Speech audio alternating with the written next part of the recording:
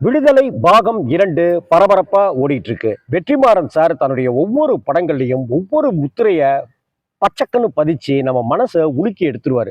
அது பொல்லாதவன்ல இருந்து தொடங்கி ஆடுகளம் மாதிரியான படத்துல இருந்து ஆரம்பித்து விசாரணையில இருந்து அசுரன்ல இருந்துன்னு எத்தனையோ படங்களை உதாரணமா நம்ம சொல்லிக்கிட்டே இருக்க முடியும்.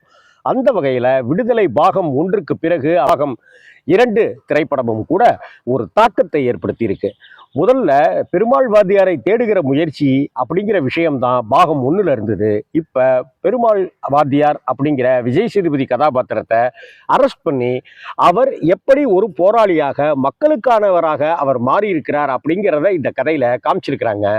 ஒரு சாதாரண மனிதர் எப்படி ஒரு சக மனிதர்கள் மீது கொண்ட அக்கறையால போராளியாக மாறுகிறார் அப்படிங்கிறத எனக்கு தெரிந்து இவ்வளவு நிஜம் கலந்து கொடுத்ததே இல்லை எந்த படத்துலையும் அப்படின்னு தான் சொல்லுவேன். இந்த வகையில் எல்லோருக்கும் என்னுடைய செவ்வணக்கங்கள். இந்த விடுதலை பாகம் 2 அந்த பெருமாள் வாத்தியார் விஜய் சேதுபதியினுடைய கதாபாத்திரம் இதை பற்றி கொஞ்சம் பேசணும். அதை பற்றி பேசணும்னா விருத்தாஜலம் சொல்லி ஆகணும், பெண்ணாடம் சொல்லி ஆகணும், சுந்தர சோழபுரம் அப்படிங்கிற ஊரை சொல்லி ஆகணும், பொன்பரப்பியை சொல்லி ஆகணும். ஏன்னா இந்த பகுதிகளில் இன்றைக்கும் கொண்டாடப்பட்டு கொண்டிருப்பவர் தான் பெருமாள் வாத்தியார். வாத்தியார் புலவர் புலவர் கலிய பெருமாள் அப்படிங்கிறவர். அவருடைய சமாதியை இன்றைக்கு கோவிலாக வணங்கி கொண்டிருக்கிறார்கள் மக்கள். அந்த கதாபாத்திரத்திலிருந்து தான் அவருடைய வாழ்க்கையிலிருந்து தான் வாத்தியார் கதாபாத்திரம்ங்கிறது உருவாக்கப்பட்டிருக்கு. அவர் ஒரு புலவைத்தன்மை கொண்டவர், தமிழ் மீது மாறா காதல் கொண்டவர், அரசாங்க உத்தியோகம் செய்தவர், அரசு ஆசிரியராக பணியாற்றியவர், பெரிய பணக்காரராக இருந்தவர். அதுதான் இங்க முக்கியம்.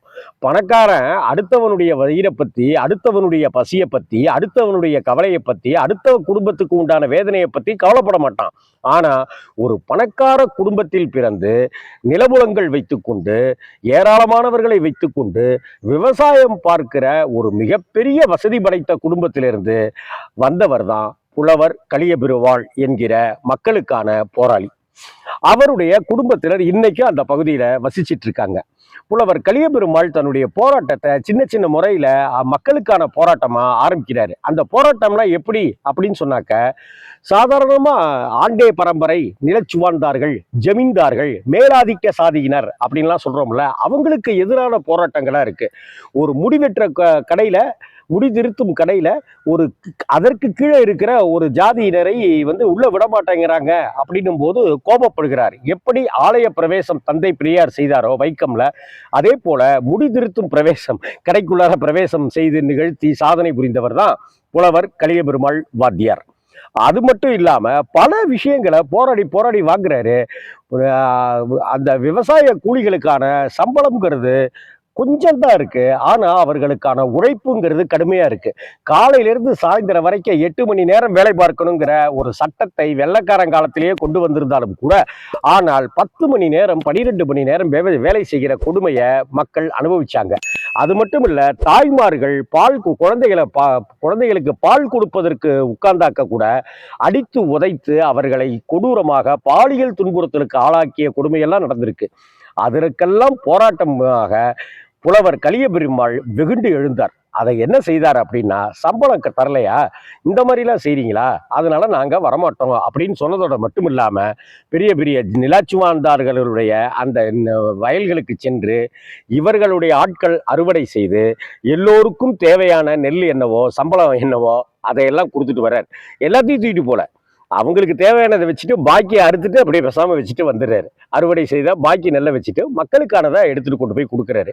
இந்த வகையில மக்கள் மனசுல ஒரு உண்மையான ஹீரோ, இன்னைக்கு ஒரு நடிகர்கள் ஹீரோன்னு சொல்றோமே, உண்மையான ரியல் ஹீரோ புலவர் வாத்தியார் கலிய பெருமாள் ஐயா தான். இப்படி பல விஷயங்கள் செய்துட்டு இருக்கிறவர் தான் தமிழர் விடுதலை படை அப்படிங்கிற ஒரு விஷயத்துக்குள்ளார ஒரு கட்டமைப்பு வருது. கம்யூனிஸ்டாக இருக்கிறாரு.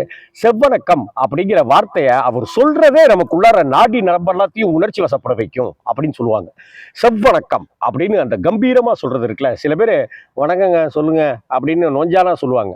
ஆனா என்னுடைய குருநாதர் பாலகுமாரன் சார் அப்படி எடுக்கும் போதே வணக்கம் பாலகுமாரன் அப்படின்னுவாரு. அது நமக்குள்ளார ஒரு உற்சாகத்தை தொத்திக்கும். அதே போல புலவர் கலிய பெருமாள் ஐயாவும் தன்னை தன்னை பார்ப்பவர்களிடமெல்லாம் செவ்வணக்கம் அப்படின்றத ரொம்ப உற்சாகமா கம்பீரமா ரத்த பாய்ச்சலோட தெரிக்க விட்டுருக்காரு அப்படிங்கிறதையும் அங்க இருக்கிற என்னுடைய பெரம்பலூர் சேர்ந்த மணிவண்ணன் உட்பட பல நண்பர்கள் மூலமா அந்த விஷயங்களெல்லாம் நான் சேகரிச்சேன். இதை அடுத்து புலவர் கலியபெருமாள் அவருடைய வாழ்க்கையில நடந்த மிகப்பெரிய விஷயம் என்ன அப்படின்னாக்க, சிதம்பரம் பல்கலைக்கழகத்துல இருந்த கணேஷ் மற்றும் இன்னொருத்தர் மொத்தம் 3 பேரை வைத்துக்கொண்டு இவங்க நமக்கு ஆயுதம் தேவை அப்படிங்கிறத முடிவு செய்கிறாங்க. அதற்கு முன்னாடியே ஆயுதம் தேவை அப்படிங்கிறதுக்காக ஒரு அருவாள் வாங்க கூட காசு கிடையாது. அப்படிப்பட்ட ஒரு சூழ்நிலையில அவங்க ஒரு பக்கத்துல ஏதோ ஒரு கிராமத்துக்கு போய் யாருக்குமே தெரியாதபடிக்கு அவர் அங்க நான் வேலைக்கு சேர்றேங்க அப்படின்னு சொல்லி விவசாய கூலியாக இருந்து கொண்டு சம்பளத்தை வாங்கி அந்த சம்பளத்தை அந்த படையினர்கிட்ட கொடுத்து உறுப்பினர்கள்ட்ட காம்ரேட்டுகள்கிட்ட கொடுத்து அறிவாள் வாங்கிய கதையும் அங்க சொல்லப்பட்டிருக்கு அங்க இருக்கிற மனிதர்கள் கிட்ட. இதை தவிர்த்து இதை அடுத்து தான் அந்த ரயில் விபத்து. விடுதலை படத்துல காட்டப்படுகிற ரயில் விபத்து அப்படிங்கிறது உண்மையாகவே நடந்த ஒரு ரயில் விபத்து. அந்த ரயில் வெடிகுண்டு அப்படிங்கிறது அரியலூர் பக்கத்துல மருதையாறு ஓடுகிற அந்த இடத்துல நடந்த ரயில் விபத்து. இங்க வேற ஒரு இடம் காட்டப்பட்டிருக்கும், சொல்லப்பட்டிருக்கும். ஆனால் அந்த விபத்து கூட மனிதர்களை கொல்வதற்கான மக்களை கொல்வதற்கான எந்த விஷயத்தையும் எடுத்துக்க மாட்டாங்க.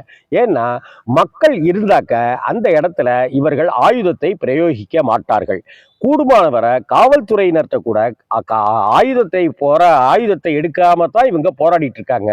வேறு வழி இல்லாத காரணத்தால ஆயுதங்களை எடுத்திருக்காங்கன்றத புலவர் கலியபெருமாள் அவருடைய வாழ்க்கையிலிருந்தோ தமிழரசனுடைய வாழ்க்கையிலிருந்தோ நாம தெரிஞ்சுக்க வேண்டியதா இருக்கு. ஆயுதங்களை எடுத்த வரலாறும் இருக்கு. எந்த காரணம் அப்படின்னு சொல்லி இது மாதிரி ஒவ்வொரு தருணங்கள்லையும் விஜய் சேதுபதியினுடைய கதாபாத்திரத்தை இப்படிதான் முன்னெடுத்து போயிட்டு இருக்கு புலவர் கலியபெருமாள் அப்படிங்கிற வாழ்க்கையின் மூலமாக. அதே போல புலவர் கலியபெருமாள் 16 அடி பாய்பவராக இருந்தாருனாக்க அவருடைய மனைவியான வானம்மாள் அப்படிங்கிறவங்க 64 அடி பாய்பவராக நெஞ்சுரம் கொண்டு இருந்தார். அதுதான் இந்த படத்துல மஞ்சு வாரியருடைய கதாபாத்திரம்.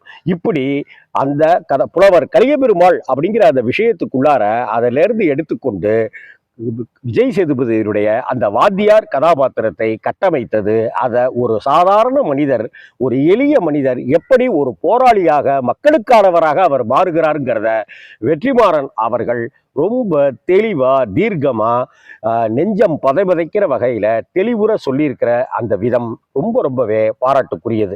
ஒரு சினிமா மொழிக்குள்ளார ஒரு யதார்த்தத்தினுடைய வழியை கொண்டு சேர்ப்பதுங்கிறது சாமானியமானது கிடையாது. அதை ரொம்ப அசால்ட்டா ரொம்ப அழகா கவிதையா நேர்த்தியா செய்திருக்கிறாரு. விடுதலை 2 படத்தினுடைய மொத்த குழுவினருக்கும் என்னுடைய செவ்வணக்கம்.